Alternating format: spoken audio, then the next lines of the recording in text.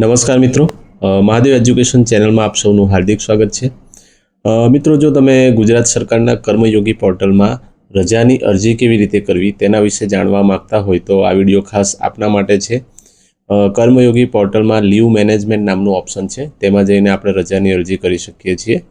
તો આ વિડીયોમાં અંત સુધી બન્યા રહેજો અને જો ચેનલ પર નવા હોય તો ચેનલને સબસ્ક્રાઈબ કરજો અને જો વિડીયો ગમે તો વિડીયોને લાઇક કરી તમામ મિત્રો સુધી શેર કરજો। ઓકે મિત્રો, તો સૌથી પહેલાં ગૂગલ ક્રોમ બ્રાઉઝર ઓપન કરવાનું છે। એમાં લખવાનું છે કર્મયોગી ગુજરાત।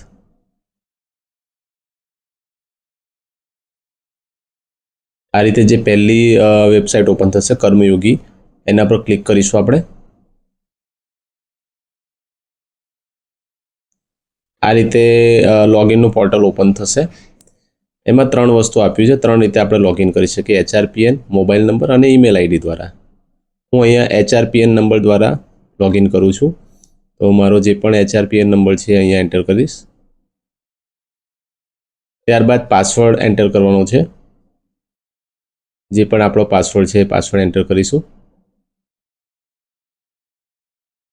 ત્યારબાદ કેપ્ચામાં મિત્રો સરવાળો કરવાનો છે, એટલે પ્લસ કરવાના છે અને ત્યાર પછી નીચે સેન્ડ ઓટીપી પર ક્લિક કરીશું, એટલે જે પણ તમારો રજિસ્ટ્રેશન નંબર હશે એના પર ઓટીપી જશે।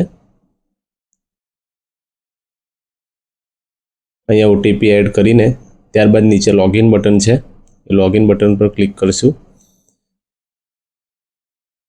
એટલે આપણે કર્મયોગી પોર્ટલનું જે ડેશબોર્ડ છે એ ડેશબોર્ડ પર આપણે આવી જઈશું। હવે એમાં ઉપર છે એમ્પ્લોય મોડ્યુલ, એમાં જવાનું છે અને એમાં પહેલું જ ઓપ્શન છે લીવ। બીજા ઘણા બધા ઓપ્શન છે પણ આજે આપણે લીવનું જોઈએ છે, એટલે આ લીવ ઓપ્શન છે એના પર ક્લિક કરીશું આપણે।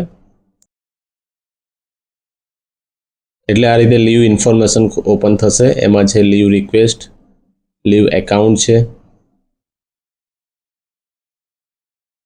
કયા પ્રકારની રજાઓ છે એનું આપ્યું હશે ને કેટલી લીવ છે એ બધું એમાં લિસ્ટમાં આપ્યું છે।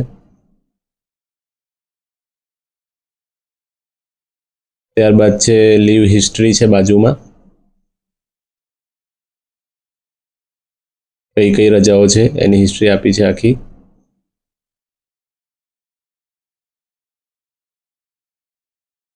ત્યારબાદ અંતે છે લીવ કેલેન્ડર છે,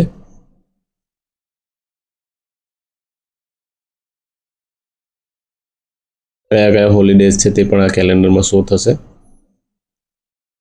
આપણે જવાનું છે લીવ રિક્વેસ્ટ, એટલે નવી રજા માટે રિક્વેસ્ટ કરવાની છે, લીવ રિક્વેસ્ટમાં જવાનું છે આપણે। ન્યૂ લીવ રિક્વેસ્ટ એવું લખાઈને આવશે અને આ ફોર્મ છે એને ઓપન કરીશું। પહેલું જે છે ટાઈપ ઓફ લીવ, બરાબર, એમાં અલગ અલગ રજા છે, કેઝ્યુઅલ લીવ છે, કોમન લીવ, ફેમિલી મેમ્બર છે, ત્યારબાદ બીજી ઘણી બધી પ્રકારની રજાઓનું લિસ્ટ આમાં છે। એમાંથી જે પણ પ્રકારની રજા આપણે મૂકવાની છે એ રજાને આપણે અહીંયાથી સિલેક્ટ કરવાની છે। તો આજના વિડીયોમાં આપણે ખાસ કેઝ્યુઅલ લીવ વિશે જોવાના છીએ, એટલે આપણે ફર્સ્ટ ઓપ્શન પર આવી જઈશું, કેઝ્યુઅલ લીવ, એને આપણે સિલેક્ટ કરીશું।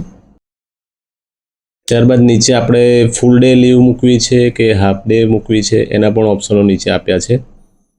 ફૂલ ડે છે, ફર્સ્ટ હાફ છે એટલે કે બપોર પહેલાંનો સમય, સેકન્ડ હાફ છે એટલે બપોર પછીનો સમય, એટલે આ ત્રણમાંથી જે પણ આપણે સિલેક્ટ કરવું હોય તે કરીશું। આપણે ફૂલ ડે સિલેક્ટ કરીશું। ત્યારબાદ બાજુમાં સ્ટાર્ટ ડેટ છે, એટલે કઈ તારીખે તમે રજા મૂકવાના છો એ ડેટ અહીંયા કેલેન્ડરમાંથી સિલેક્ટ કરી લેવાની છે।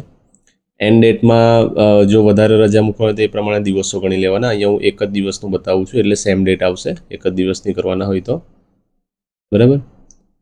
આમાં આપણે ફૂલ ડે સિલેક્ટ કર્યું તો એ રીતે ફૂલ ડે સિલેક્ટ કરી લઈશું।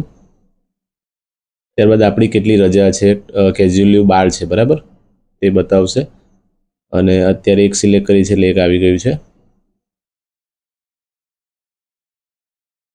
ત્યારબાદ હેડક્વાર્ટર છોડ્યાની તારીખ, એટલે જે તારીખ રજા મૂકવાના એ તારીખ આપણે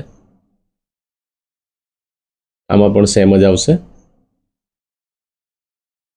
ત્યારબાદ છે લીવ રીઝન, એટલે કે કયા કયા કારણો છે, પર્સનલ છે, હેલ્થ રીઝન છે, અલગ અલગ કારણો આપ્યા છે, એમાં તમે કોઈ પણ કારણ તમે સિલેક્ટ કરી શકો છો। જે તમે અધર સિલેક્ટ કરો છો ત્યારે બાજુમાં નોટ આવશે, એમાં મિનિમમ 10 કેરેક્ટર અને મેક્સિમમ 200 કેરેક્ટરમાં આપણે રીઝન લખવાનું છે, એટલે કારણ લખવાનું છે.